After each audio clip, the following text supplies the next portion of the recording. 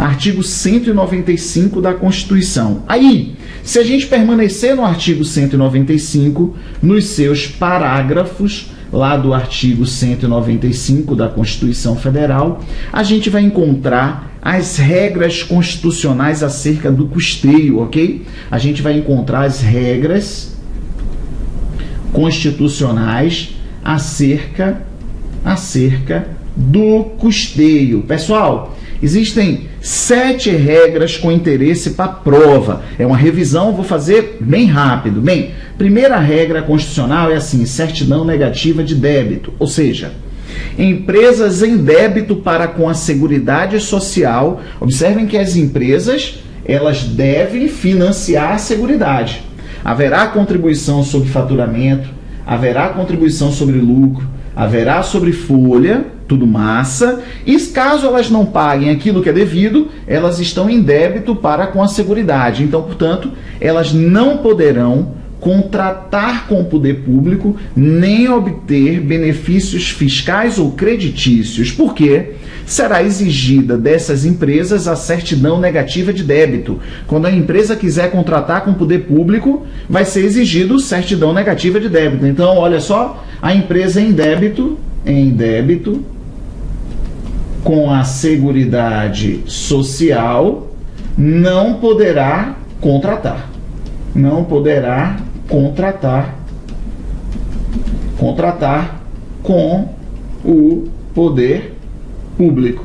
Não poderá contratar com o poder público. Beleza?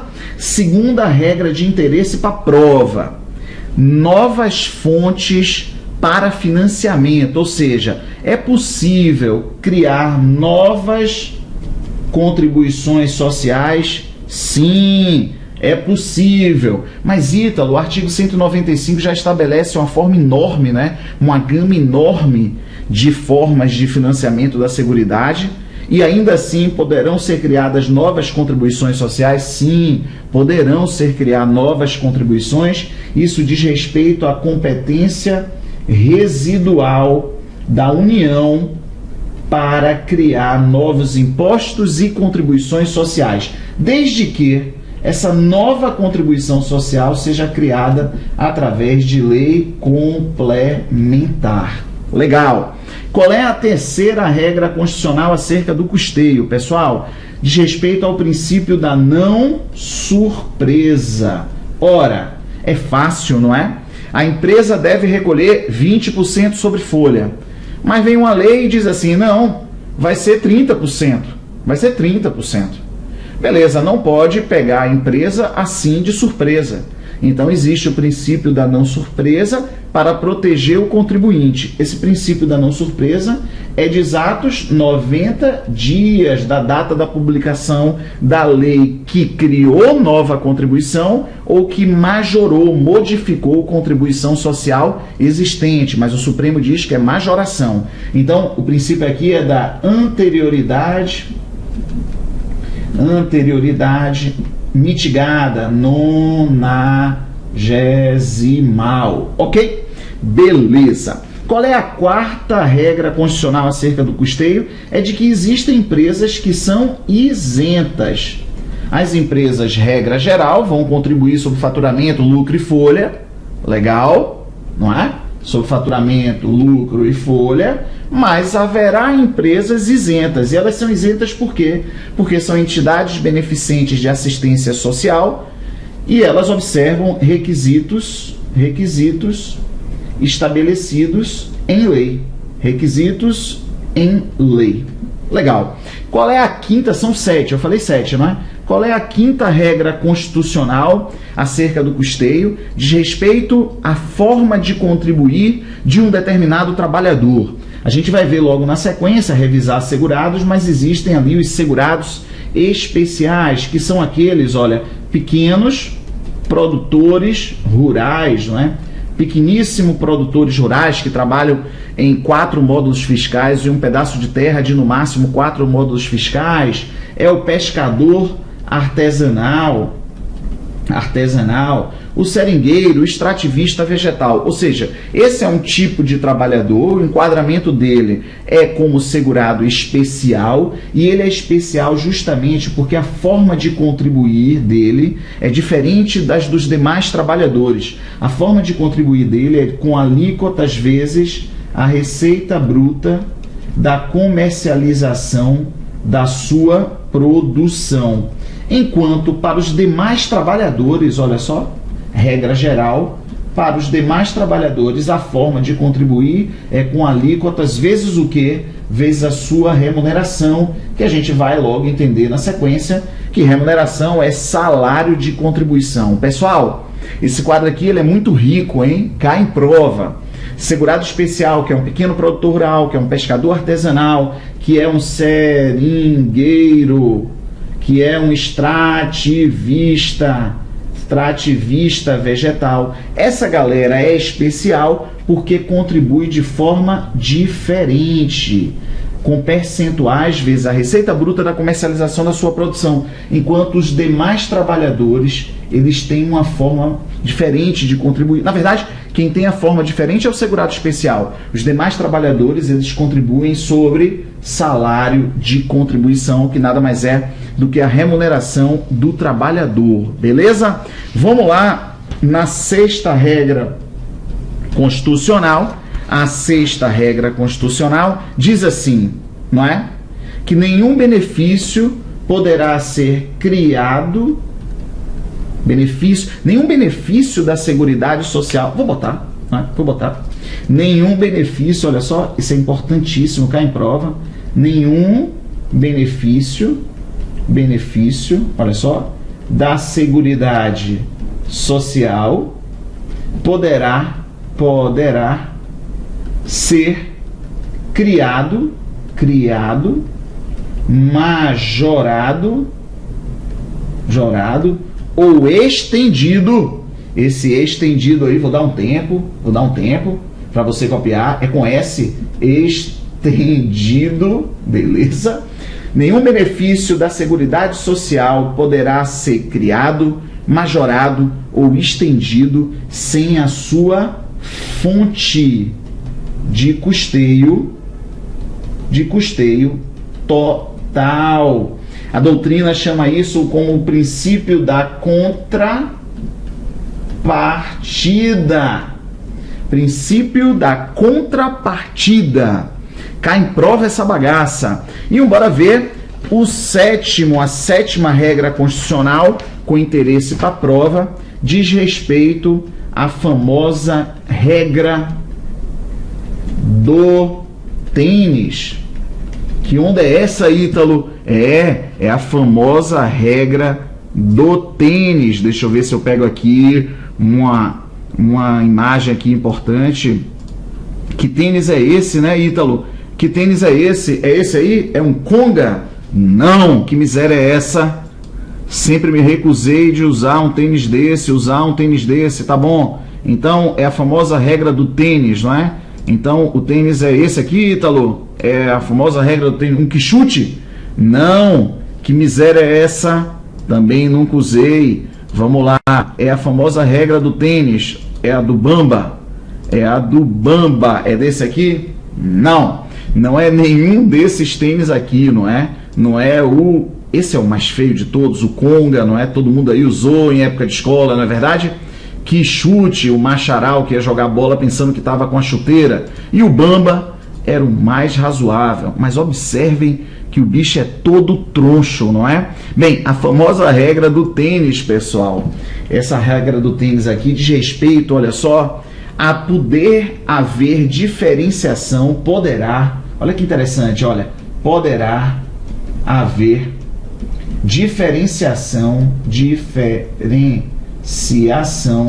de alíquotas ou bases de cálculo, poderá haver diferenciação das alíquotas ou bases de cálculo das contribuições sociais devidas pelas empresas. As empresas contribuem sobre faturamento, já sabemos, sobre lucro, já sabemos, e sobre folha. Aí vem a Constituição Federal e diz assim, poderá haver diferenciação de alíquotas ou bases de cálculo das contribuições sociais devidas pelas empresas, a depender da regra do tênis. Que tênis é esse? Não é conga, não é quichute, não é bamba, é o tênis Puma. Beleza! Então, a depender do porte da empresa, a depender da utilização intensiva de mão de obra, a depender da condição estrutural do mercado de trabalho, ou a depender da atividade econômica da empresa, poderá haver diferenciação de alíquotas ou bases de cálculo. Existe isso, hein, pessoal, na legislação infraconstitucional. Em cima de questões a gente vai ver esse negócio funcionando, ok? Pessoal, vocês vão receber essas lousas todas. Caso você não esteja tendo tempo de copiar, é uma revisão, na verdade. A gente quer somente que você vá relembrando assuntos que talvez já seja do seu conhecimento. E aí a gente parte para a resolução de questões, ok? Então o que a gente veio fazendo aqui? A gente foi lá, não é, aspectos constitucionais, vai cair na sua prova, artigo 195, daí a gente foi buscar a validade no princípio da diversidade da base de financiamento, toda a sociedade deverá financiar a Seguridade de forma direta e indireta nos termos da lei, através dos orçamentos públicos e através das seguintes contribuições sociais. Aí a gente listou ali, daí a gente foi estudar algumas regras constitucionais acerca do custeio, pelo menos 7, mas vá lá fazer a leitura de todas as 12 parágrafos, se não me engano, 12 parágrafos do artigo 195, daí a gente finaliza, não é, com a regra do tênis. O que a gente faz agora? Responde questão e a gente vai ver como vai ser rápido, olha só. Vamos lá? No tocante à Seguridade Social, julgue os itens subsequentes. Aí diz assim: segundo a jurisprudência do STF, Supremo Tribunal Federal, as novas contribuições para a Seguridade Social, olha que interessante, competência residual, contribuições residuais, apesar de só poderem ser criadas mediante lei complementar, poderão ter base de cálculo e fatos geradores próprios de impostos, mas não das contribuições sociais existentes. Verdade. Beleza. O que não pode é uma nova contribuição social ser igual à contribuição social existente, porque então ela deixaria de ser nova. Então, portanto, mas pode uma nova contribuição social ser muitíssimo parecida com um imposto já existente, ok? Então, portanto, uma nova contribuição social, ela tem que ser criada através de lei complementar, não é? Através de lei complementar. E claro que ela tem que ser diferente de contribuição social existente. Massa! Bem, a gente botou aqui a fundamentação, artigo 195, né? Olha, a lei poderá instituir outras fontes destinadas a garantir a manutenção ou expansão da Seguridade, mas tem que observar o artigo 154, inciso 1º, tudo isso da Constituição Federal. E o que é que diz o artigo 154, inciso 1º, que é mediante lei complementar. Ok? Beleza. Vamos fazer lá a questão número 9, diz assim: caso a Constituição Federal previsse que determinado benefício previdenciário deveria abranger somente empregados urbanos, rurais e trabalhadores avulsos, ou seja, um determinado benefício só pegaria a categoria de empregados e trabalhadores avulsos. Norma infraconstitucional posterior que fosse editada estendendo, nenhum benefício ou serviço da Seguridade Social poderá ser criado, majorado ou estendido. Então, posterior lei, norma infraconstitucional posterior que fosse editada estendendo o benefício aos contribuintes individuais, que é uma outra categoria de trabalhador, com a anterior fonte de custeio total, com a precedente fonte de custeio total, anterior, precede, não é? Anterior fonte de custeio total, deveria ser considerada constitucional. Corretíssimo. Correto. Correto. Correto, claro, porque nenhum benefício ou serviço da Seguridade Social poderá ser criado, majorado ou estendido sem sua fonte de custeio total. E a questão está dizendo que houve, olha só, precedente fonte de custeio a essa situação aqui, ter estendido um benefício a uma outra categoria de trabalhador. Então, portanto, a questão número 9 é verdadeira. Vamos lá na questão número 10, diz assim: com base na jurisprudência do STF, julgue os itens a seguir acerca da Seguridade Social. Aí diz assim: como o direito à proteção da Seguridade Social no Brasil é garantido apenas aos segurados de um dos regimes previdenciários previstos em lei, claro que não, não é? Porque a Seguridade Social, não é? Ela tem ação saúde, e a saúde é direito de todos, e tem ação assistência, que somente será prestada a quem dela comprovar que necessita, não é necessariamente segurado. Segurado é uma nomenclatura específica de previdência.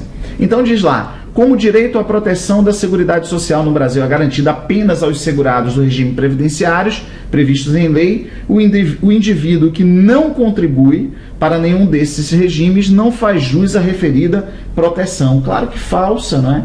Até porque a saúde e a assistência são ações da Seguridade que independem de contribuição, de contribuição. Beleza? Vamos lá na questão número 11? Vamos nessa? Diz assim: é perfeitamente admissível que se estabeleça uma base única de financiamento. Que onda é essa, meu irmão? Se eu fizer a mandala aqui existe o princípio da diversidade da base de financiamento. Então, claro que não pode ter base única de financiamento para a Seguridade Social, desde que a administração do sistema se mantenha democrática e descentralizada. Isso é muito usual na banca CESP. Tem, dentro da própria assertiva existem coisas corretas, ou seja, a administração do sistema é democrática e descentralizada, isso é verdadeiro, mas não é admissível que se estabeleça uma base única de financiamento, porque seria uma afronta ao princípio da diversidade da base de financiamento. Beleza? Então, agora a gente já chega na questão número 12, continuamos ainda em relação aos princípios, né, da Seguridade, como também os princípios da Previdência Social. Então, vamos lá, questão número 12, facílima. Aí diz assim: entre os princípios da Previdência Social, opa, já estamos falando de Previdência Social, enumerados na Constituição, incluem-se a universalidade da cobertura e do atendimento, a equivalência e uniformidade, o eu, não é? Dos benefícios e serviços às populações urbanas e rurais, ou seja, não fazer diferença entre população urbana e rural. Pessoal, parando aqui, a gente vai chegar justamente naquela situação, não é? Que falei quando apresentei os princípios, que é cuidado. Até aqui, a gente não vai dizer nem que certo nem que errado, ainda que esses princípios aqui eles sejam específicos, não é? A universalidade da cobertura e do atendimento seja da Seguridade. O eu é tanto da Seguridade quanto da Previdência. Mas até aí a gente não diz nem que certo nem que errado, porque na verdade volta a falar aquilo que comentamos anteriormente. Olha, se Previdência é parte da Seguridade, então os princípios da Seguridade também têm aplicação com as devidas adaptações a cada uma das ações da Seguridade, e a Previdência é uma delas, ok? Mas a gente consegue responder assertiva, essa assertiva do CESP, sem ter esse tipo de preocupação. Vamos lá? Vamos voltar lá na assertiva, então, do início. Entre os princípios da Previdência Social enumerados na Constituição, inclui-se universalidade da cobertura e do atendimento, equivalência e uniformidade dos benefícios e serviços às populações urbanas e rurais e a descentralização com direção única em cada esfera de governo. Pronto, beleza. Por isso aqui a gente marca com tranquilidade que a assertiva é falsa, porque essa disposição é específica não da Previdência, e sim da saúde. Então, artigo 198, inciso 1º da Constituição Federal. Lembram que eu falei para vocês que vocês precisam fazer a leitura do 194 ao 204? A rigor, se você quiser, venha já desde o 193, mas os importantes mesmo estão aqui, 194 ao 204. Então, se você tivesse feito essa leitura, e você já deve ter feito, você encontraria que é diretriz da saúde, a descentralização com direção única em cada esfera de governo. Beleza? Pessoal, vamos lá para a questão número 13, bora tentar resolver o máximo de questões ainda, que a gente vai fazendo uma parada ou outra para bater um papo, enfim.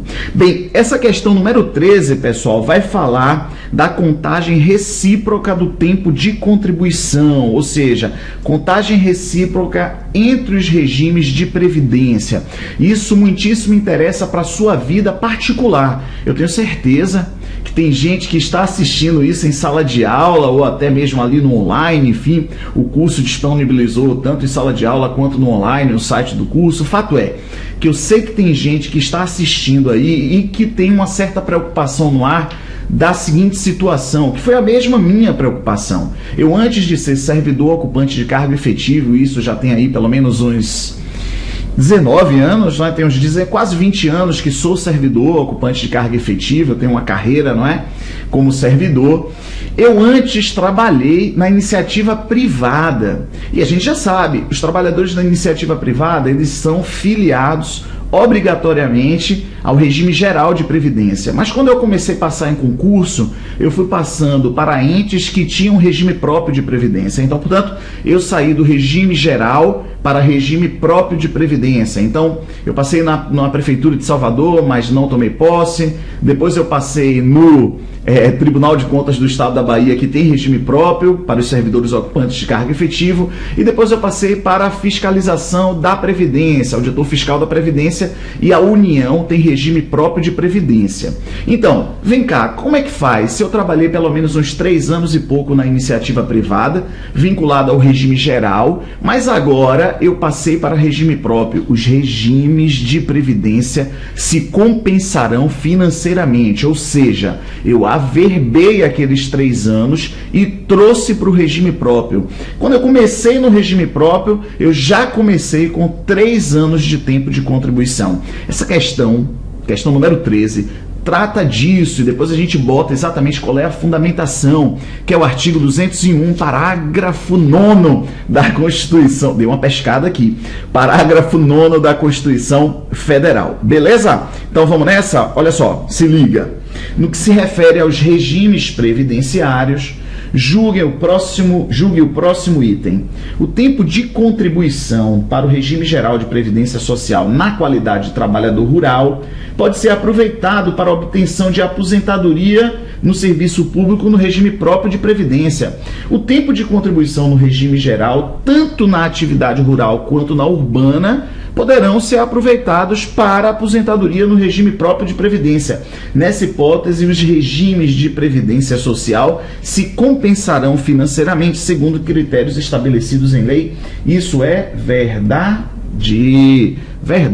Então, qual é a fundamentação? Se ligue, artigo 201 da Constituição Federal, parágrafo 9º, para efeito de aposentadoria é assegurada a contagem recíproca do tempo de contribuição na administração pública e na atividade privada rural e urbana, hipótese em que os diversos regimes de previdência se compensarão financeiramente. Beleza? Tranquilidade.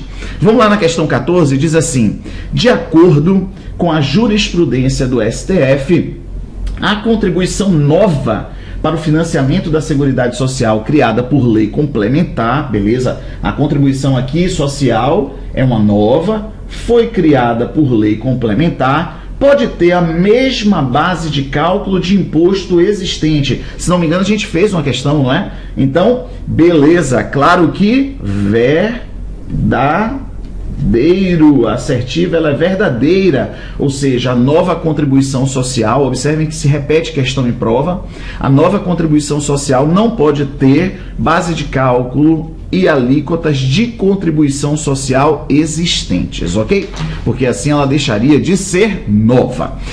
Pessoal, se liga, qual o assunto que vamos estudar agora? Talvez um dos assuntos mais importantes, e a gente vai ver, que é os segurados, e a gente vai ver como é que a banca CESP trata desse assunto. Pessoal, todo mundo já sabe, ainda nessa 1h30, a gente já está chegando aí ao final. Nesse primeiro encontro eu faço essa primeira 1h30, depois o Flaviano vem, depois do intervalo, fazendo a outra 1h30, não é? Então, massa, beleza, tudo certo, tudo certo.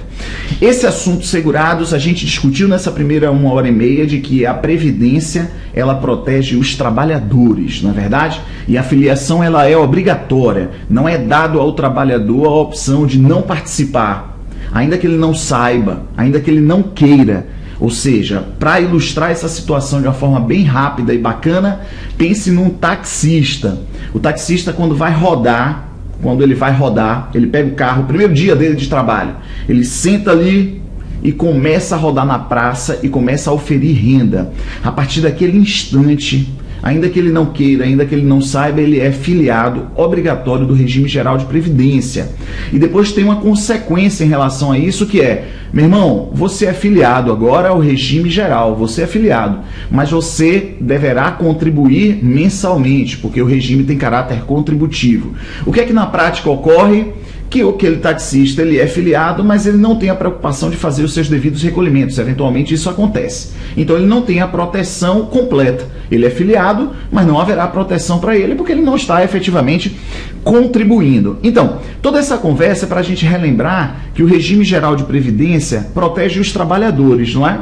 Beleza, mas a gente ajusta essa definição para dizer que, na verdade, o regime geral de previdência protege os segurados, os trabalhadores, os segurados, e os seus familiares, seus dependentes. Então, o regime geral de previdência, a nomenclatura para a prova é assim: protege os beneficiários, que são os segurados e os seus dependentes.